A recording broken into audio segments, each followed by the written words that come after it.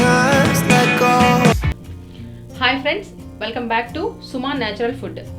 ఈరోజు వీడియోలో లంచ్లోకైనా లేదా మిగిలిపోయిన అన్నంతో టేస్టీగా ఏదైనా వెరైటీ చేయాలనుకున్నా ఈ రెసిపీని ట్రై చేయొచ్చు. ఆరోగ్యానికి ఎంతో మేలు చేసే మునగాకు రైస్ని క్విక్ అండ్ ఈజీగా ఎలా తయారు చేయాలో ఒకసారి చూద్దాం. ముందుగా ప్యాన్ పెట్టుకొని ఆయిల్ వేసుకోవాలి.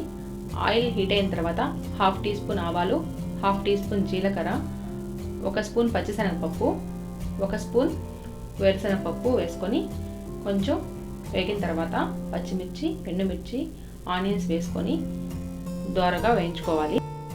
ఇవి వేగిన తర్వాత ఒలిచిపెట్టుకున్న మునగాకును కూడా వేసుకొని కొద్దిగా సాల్ట్ వేసుకొని ఫ్రై చేసుకోవాలి.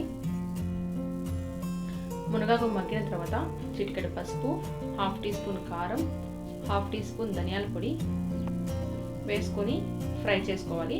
తర్వాత ముందుగా వండి పెట్టుకున్న రైస్ని కూడా ఇందులో వేసుకొని బాగా కలిసేలాగా కలుపుకోవాలి. అంతే అండి, మునగాకు రైస్ రెడీ అయిపోయినట్లే. మునగాకు తాలింపు తిన్న పిల్లలు ఉంటారు కదా, వాళ్ళకి ఇలా చేసి పెడితే బాగా తింటారు. అలాగే మీకు వీడియో కనుక నచ్చినట్లయితే లైక్ చేసి నా ఛానల్ని సబ్స్క్రైబ్ చేసుకోండి. Thank you.